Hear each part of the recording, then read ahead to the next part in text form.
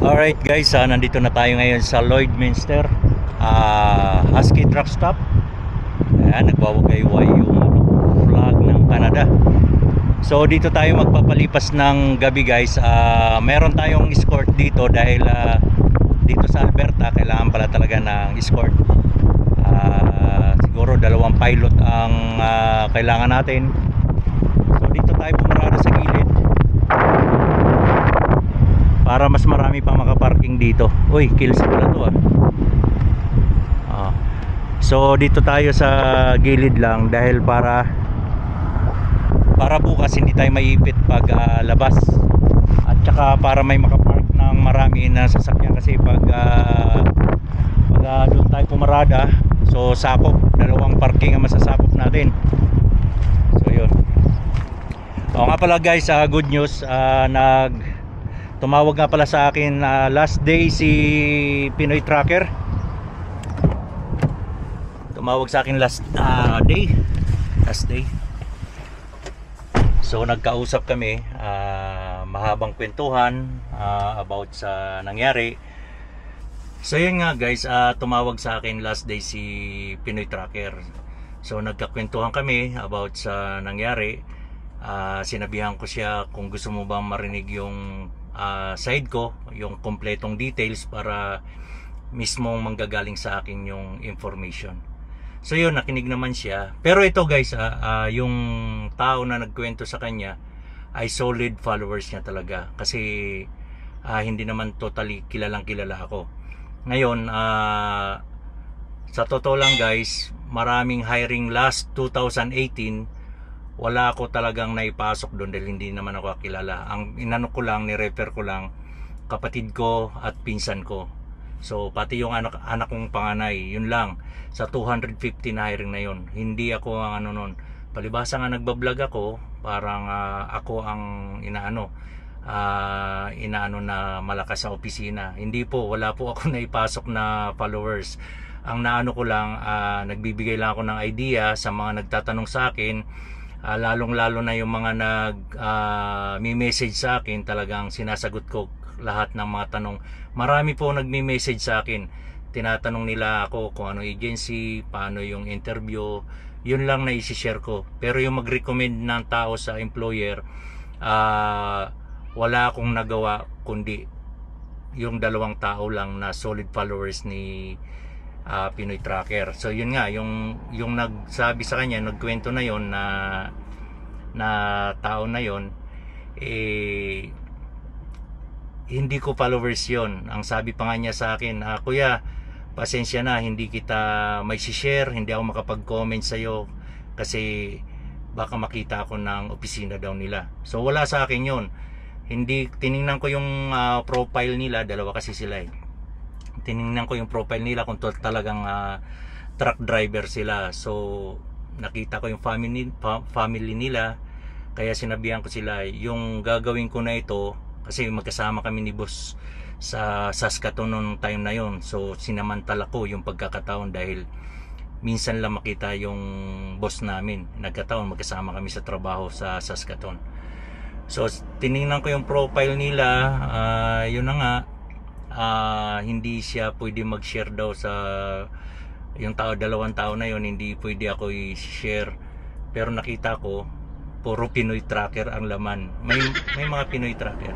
So wala sa akin yon, hindi ko naman intindi. Wala akong pake kung sino yung idol mo. Basta ako tutulungan kita base sa nakita ko doon sa mga sa laman ng Facebook mo. So sabi ko sa kanila, hindi kayo ang tutulungan ko. Gagawin ko yan para sa pamilya nyo. So yun. Kaya yun, solid followers talaga. Believe ako sa mga followers ni Pinoy Trucker, talagang loyal.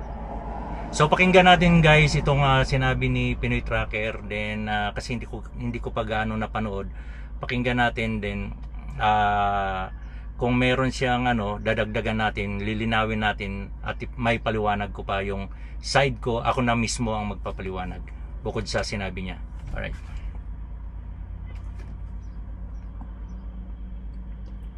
Nag-usap na kami ni Filipino Travel Group kahapon.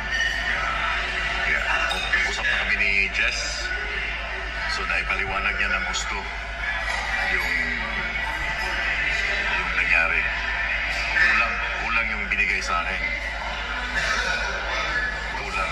Yung nalaman ko lang, sinabi lang na bawal ka makipag-usap sa mga driver. Ako, no? Bawalan. Kulang. Ikakat ko lang yun, tama si Pinoy Trucker, kulang yung kwento.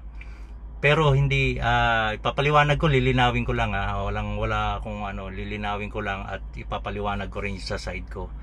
So yung sinabi ko sa tao na yon, nag-a-apply pa lang siya. Sabi ko sa kanya, sinabi ko rin kay Pinoy Trucker yung kwento. Sabi ko sa kanya, naka-line up na kasi siya Ngayon hindi ko naman alam na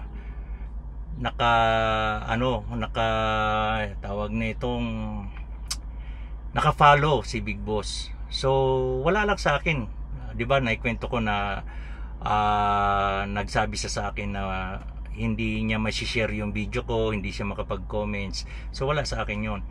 Ngayon nagulat na lang ako, tinawagan ako nung tapos na yung trabaho namin sa Saskatoon, tinawagan ako ni boss. Sabi, di ba tao mo to? Kasi kompleto yung pangalan Sabi ko, yes sir. Basta may sinabi siya, sure ka na ba sa tao na yan? Ngayon hindi ko naman talaga alam yan, kasi hindi naman ako mahilig magkakalikot sa na hindi ko rin alam na nababasa pala yan ng kung nakapalo ka doon. So ngayon sinabihan ko tong tao na yung nagsabi kay Pinoy Trucker. Sabi ko, baka pwede iwas-iwasan mo muna mag-comment sa kanya. Wala akong sinabing pinagbawalan ko siya. Sabi ko, baka pwede iwas-iwasan mo. Total hindi ka naman nire-replyan. Yan talaga sinabi ko kay Pinoy Trucker. Total hindi ka naman nire-replyan. Hindi makakatulong para sa iyan. Sa pangarap mo. Kung may pangarap ka, iwas-iwasan mo muna yan. Bahala na, basta makarating ka sa Canada, bahala ka na. Tapos na. Wag lang yung ngayon dahil nag-a-apply ka pa lang.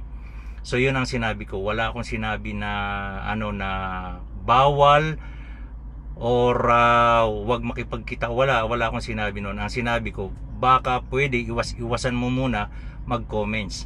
So yun ang sinabi ko nung nasa Pilipinas pa siya. So, yan, ituloy lang natin to. Sabi ko sa kanya, pasensya na kung yun ang nasabi ko, but yun sana ay hindi na siya lalala. Kasi isang video lang yun Yung papunta ko ng Ontario, diba? Isang video. Hindi ko nasusundan sana. Umaba siya ng umaba, nag-upload sila Christian. Hanggang dumating yung point, I think last yesterday yata, na sabi ko mahirap pag umabot pa sa yung bang point na magkakasakitan na yun. Wala rin sana akong balak na patulan yun. Medyo nasaktan lang kasi si Christian, kaya nag-react siya. Talagang hindi niya rin kasi akalain pero yun inano ko lang. Wala, okay na kami ni Mark. Bali inano ko lang yung niya kasi video niya para madagdagan, mas malinawan ang lahat. Wala lang sense, walang mananalo but again, nagkausap ko na ni Jess, nahingi akong pasensya sa iyo Jess kung nasabi ko yun, then siya nahingi na rin siya ng pasensya sa akin. Sabi ko, i-delete natin lahat ng mga videos, then let's move forward. May mga taong nagsusulsol sa akin na gawin yan dahil para daw makaganti ako sa bilog. Kasi yung aking issue lang naman yung sinabihan ako na bawal ako makipag-usap. So yun lang yung, but about the internal ng problema sa isang company, hindi ko nasaklaw yun. It's not my problem. So ito hindi ko gagawin. Hindi ko sisirain yung tao dahil ito. So okay na kami, mga Choy Machay. And yeah, sa mga nagko-comment ng mga bad comments, pasensya na kung magko-comments kayo about doon pa rin. I-hide user ko kayo. So yun, sabi ko kay Pinoy Trucker, sabi ko hanga ako sa mga subscriber mo. Talagang solid na solid sila sa'yo. Kaya sabi ko nga sa kanya, kita mo yung reaction ng mga naka-follow sa akin puro ang sabi lang sa'yo, mayabang ka, ganun lang, tapos tama na yan, mag-areglo kayo, ganun lang. Pero yung mga subscriber niya, sabi ko nga sa kanya, believe ako, wala akong masabi sa ano mo, nakikipagpatayan talaga. So yun nga, believe ako sa ano nila. Hanga rin ako sa mga ano ko, siyempre hanga ako sa mga nakasubscribe kay Filipino Truckers Pro dahil talagang kalmado lang sila, wala silang words na sobrang pangit, hanggang ano lang sila, mayabang, hanggang ganun lang sila. Pero yung talagang masakit na masakit, believe ako, talagang ano sila, tawag niya neutral. So tuloy natin. Hindi na kayo makapag-comment pag i-hide user ko kayo dun sa comment sa tawag ito, sa YouTube. Kasi ayoko lang makapasa ng mga bad comments about dun sa nila. Please iwasan na natin yun dahil mahirap. Ito lang, ayoko talaga. Thank you Pinoy Trucker na naggawa ka ng video na para maanuhan sila na wag naman sobra sa bad comments kasi ano na masyado, masakit masyado yung mga comments pero salamat sa iyo at gumawa ka ng video na okay na tayo. Inano ko lang guys, kung may dinagdag man ako, nililinaw ko lang para mas klaro sa inyong lahat. Ayoko lang yung Pilipino sa Pilipino. Mahirap yung situation. Wala kang peace of mind. Kahapon, mahaba yung usap namin hanggang nalupad yung headset ko. Pinaliwanag niya sa akin na ganito. Well, ang dami na pala niya natulungan nato Tumutulong siya. Yung mga bulilyaso ng mga driver sa opisina, tinutulungan niya. Yun lang yung mga ibang driver na mali yung pagka-interpret sa kanya. Tapos ipaparating mo. Kasi yung chismis kasi, sabi na si Manny doon, sa amat Ito, totoo, binanggit ko na, hindi ko naman sana dapat banggitin kay Pinoy Trucker yung mga about sa nangyayari sa amin. Pero hindi ko na alam kung ilang katao or hindi ko na mabilang sa mga kasamahan ko ang tinulungan ko, advice, ganun. Kasi hindi ko naman pwede tawag nito, bulgar kung anong nangyari doon sa kasama ko kasi hindi ko nga alam kung nasaan sila, hindi ko alam kung anong nangyari. Nagtatanong ako sa group kung sino to, gumaganon ako, so walang nagsasalita. So guys, pag may tumawag sa akin kung may mga bulilyaso sila, sekreto na namin yon dahil siyempre nahihiya yung tao sa nangyari, alang ang ibulgar ko pa, di ba? So hindi alam ng iba yung mga ginagawa ko. Swerte lang ng iba, walang nangyayari sa kanila. Kaya siguro hindi nila alam yung mga ginagawa ko dahil nga pag malapit ka sa opisina, hindi naman totally ako malapit. Nakakausap ko lang din sila. Hindi naman ako araw-araw sa opisina. Truck driver ako. Lagi ako nasa labas.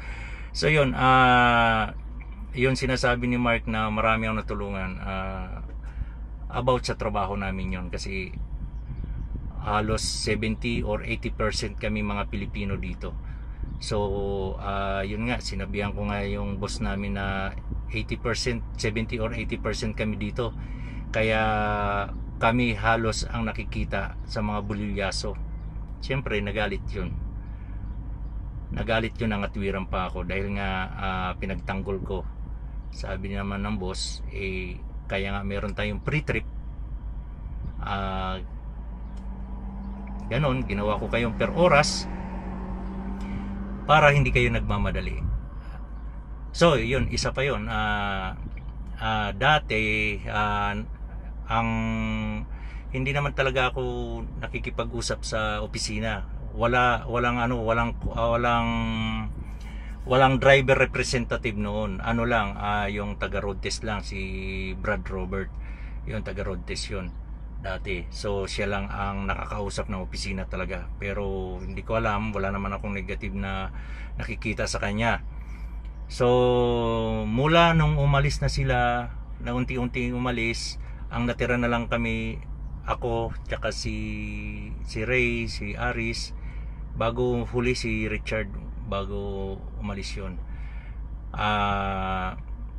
Nung wala na sila, kinausap ako, ano ba may sasuggest ko sa mga bagong parating. Hindi ko alam kung tinanong din sila, yung mga kasama ko, hindi ko rin alam kung tinanong about yan. Ngayon, ang sinabi ko, sir, remember, halos tanggalin mo na ako dahil sa nangyari na black ice ako. So nung na black ice ako, talagang natapon yung load ko sa pop trailer, pero na-recover ko yung truck ko na hindi ako tumambling, natumba o ano, yung load lang ang natapon. So sinabi ko, sir, baka pwede gawin nating per hour sila para hindi sila mangyari sa tulad sa nangyari sa akin na kakahabol ng per mile, na disgrasya ako. Sabi niya, may sense daw. Sabi niya, kung gawin nating 1 year, okay ba yon? Siyempre napasabi ako, yes sir, much better, sabi ko. So yun ang dahilan kaya mula yung batch na 2018 hanggang ngayon, ano sila, per hour ng 1 year. Ito lang ang mga bago, ang per hour ng 3 years yata sila, dahil hindi yata nailagay yung per miles doon na after 1 year. So yun ang istorya niyan, na kaya per oras sila. Tapos marami pang nangyayari, di ba? Kakahabol pa rin na hindi ko malaman kung per oras na, bakit nagmamadali pa rin, di ba? So yun. Dating mo pala, dating sa kabila, parang 50-50 na. Di ba nakita mo yung parang may ginagawa silang may sasabihin tapos may mga movement hanggang sa makarating doon sa likod, iba na yung nagawa, di ba? Yan ang chismis eh. Yun ang yung pag-deliver mo ng nung pag-interpret mo ng ano, iba na pag dumating na sa'yo. No? Yeah, ganun yun guys. Di ba may circle tayo, di ba Mark? Tapos sabihin nila, parang the way you mag-react, sabi na mayabang. Dito sa grupo namin, dito sa Q-Line, kung hindi gusto ni Mark yung sa atin ba, sinasabi ka agad, ay, ito parang, bakit ka gano'n sa dispatcher mo na tama tayo, parang So yun, dahil nga medyo sa malapit sa mga Pilipino rin si Mark, nagbibigay rin siya ng advice. Yun, parang ganoon din ako.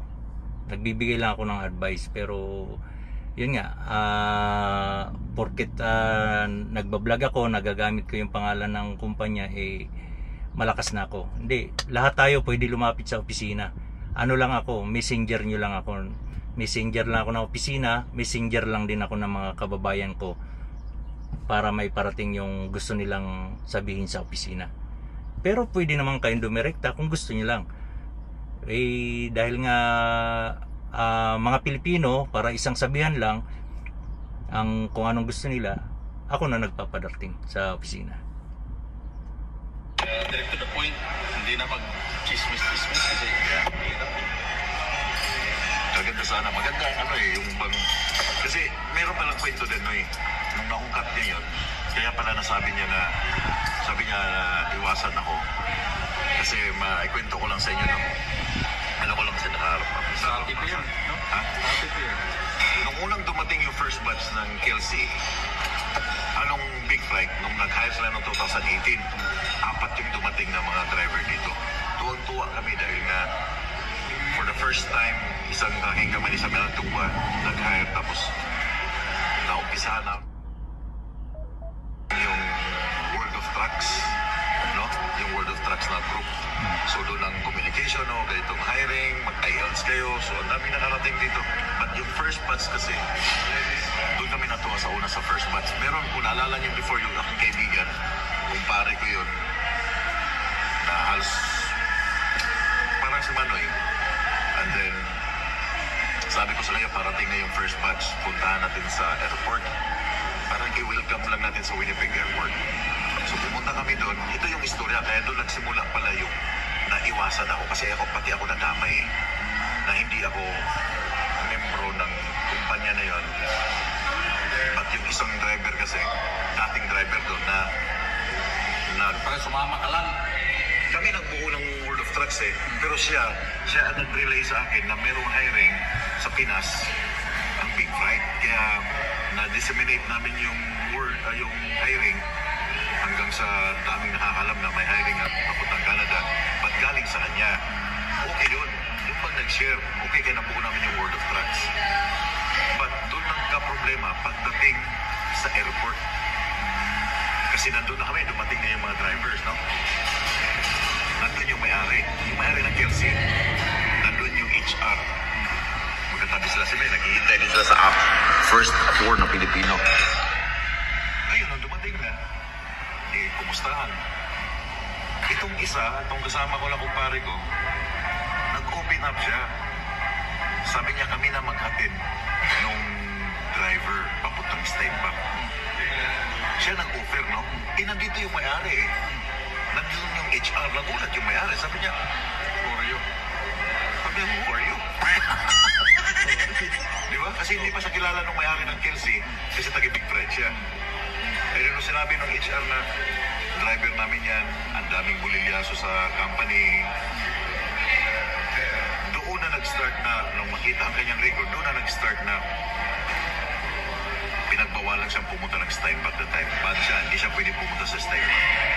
So ako, dahil hindi man ako membro doon sa kumpanya, nakakapunta ako na pagdala ko ng pagkain, mga jacket ng mga drivers na unang dumating. Siyempre, wala pa sila mga gamit. Nag-i-effort ako, nagdadala ako ng... Bibigay ka ng, di ba, microwave, ano ba yun? Oh, yung microwave, may nag-sponsor na magbigay ng microwave na pamigay sa mga driver. Shoutout kay, Palaboy na Pinoy.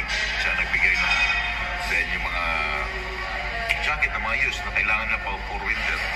Pero siya, yung isa na kasama ko, hindi siya pinayagan na pupunta doon. Dahil pangit yung kanyang naging record sa company, ayaw ng yung boss ng Kelsey na maulit-ulit yung pirating. Kasi nangyari na pala before na mga dumating mga Pilipino na pirate yung mga ibang driver na ilipat sa kabila. Kasi ang problema kasi sa mga ibang driver ng mga baguhan dito, hindi man natin maiwasan na sila ay maghahanap ng kumpanya, di ba? Tanong, big company, magtatanong-tanong. So yun guys, yun nga ang dahilan kaya sinabihan ko sila na, yung ano lang yung mga pinasok ko lang sinabihan ko ng about sa nangyari kila Mark at ng employer namin. Wala akong sinabihan ng iba na hindi ko pasok or hindi ko grupo kasi marami kami. Ang napasok ko lang naman mga kapatid ko, yun yung followers niya, anak ko. Yung iba talaga alam ng mga tanker yan kung sino nagpasok sa kanila. More than 100 yan sila dito na ipasok ng isang tao na yon, tapos na ipasok ng mga ibang kasama namin. So hindi ko alam kung saan sila lumapit kasi ako sinamantala ko lang nung kasama ko si boss sa mining nung project namin. Yun lang, sinamantala ko lang dahil hindi ko naman talaga nakakausap si Tangkad. Alam ng mga kasama natin yan na mahirap kausap yan dahil hindi mo alam kung suplado ba o ano. Kaya na-recommend ko yung followers ni Pinoy Trucker dahil kasama ko mismo sa trabaho yung may-ari, kaya sinamantala ko lang. Kumukuha lang ako ng tiyempo na good mood, di ba? Bilyonaryo yan, siyempre mahirap kausap yan. So yun, kaya yun ang dahilan, dahil nga may nangyari sa kanila sa airport nga. Sabi nga ni Pinoy Trucker, wala akong idea dyan, hindi ko rin alam yan dahil sa Winnipeg yun. So yun nga, sabi ko, kaya ko lang nalaman yan dahil sinabi sa akin ni boss na ganun ang nangyari sa airport. So wala rin akong idea about sa nangyari sa kanila, kung ano yung pinag-usapan nila. Basta nung nasa mining na kami, nung kasama ko na si boss, naikwento niya kung kilala ko si Pinoy Trucker. Sabi ko, yes sir. Yan ang sabi ko. Sabi yun na, kinuwento niya na ganun ang nangyari.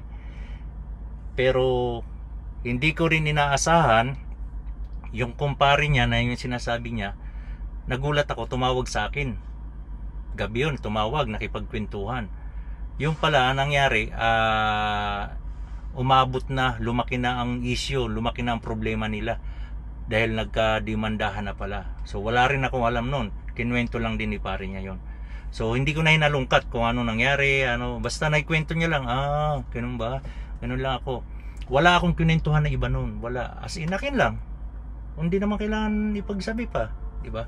So akin lang yon. Ngayon yung sinabihan ko na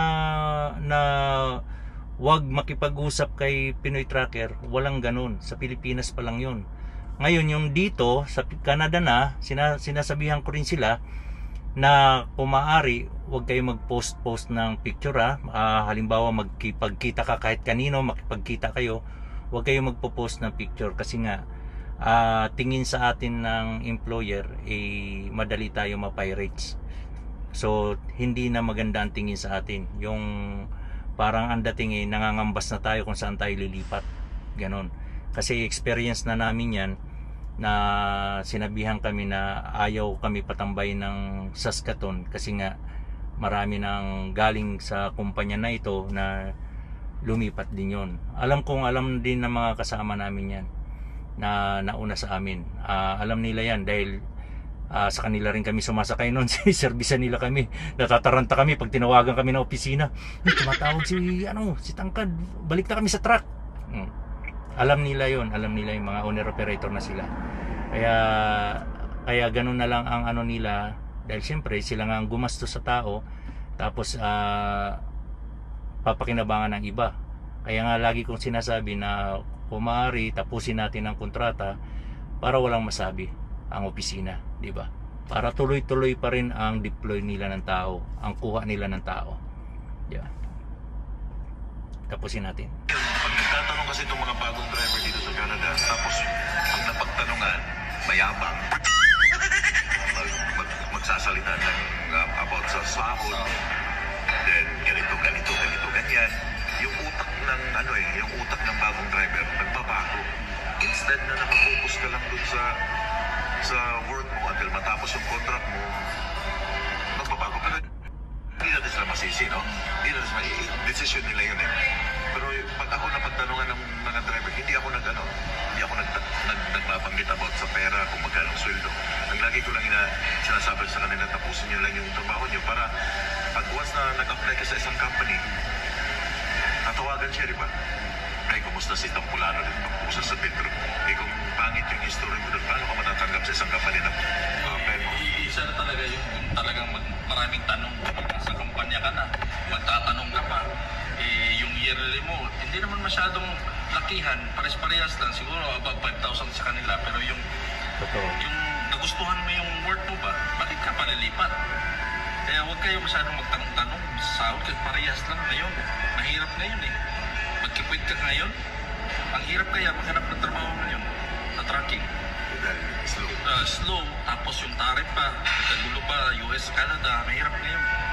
Kaya kung nasaan kayo sa company, dyan kayo ngayon. Staple kayo dyan. Kasi ang hirap. So yun ang naging situation. Yun ang naging nangyari. Kaya pati yung may-ari ng Kelsey nanonood sa akin. Kasi kilala ko Pinoy Tracker eh. So, Nadamay ka? Oo, nadamay ako doon. Huwag yung nakikita nung may-ari, sino yung mga nagko-comment sa akin. Iwasan ako. Dahil nga doon sa nangyari sa before pa na pirating ng mga driver. No?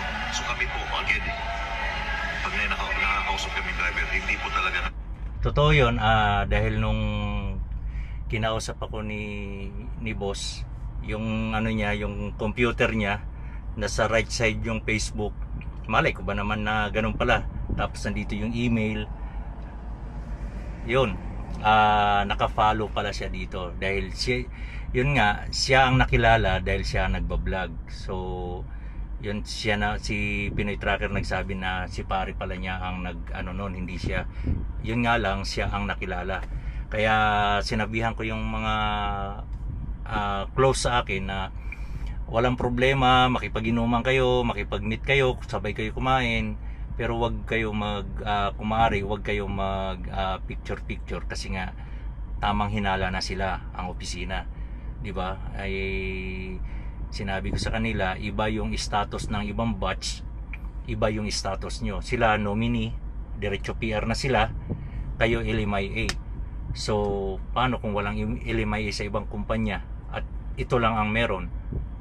Sa palagay mo, kung 20 kayo at 10 lang LMIA, bibigyan kanya na alam niya naman na may plano kang hindi maganda?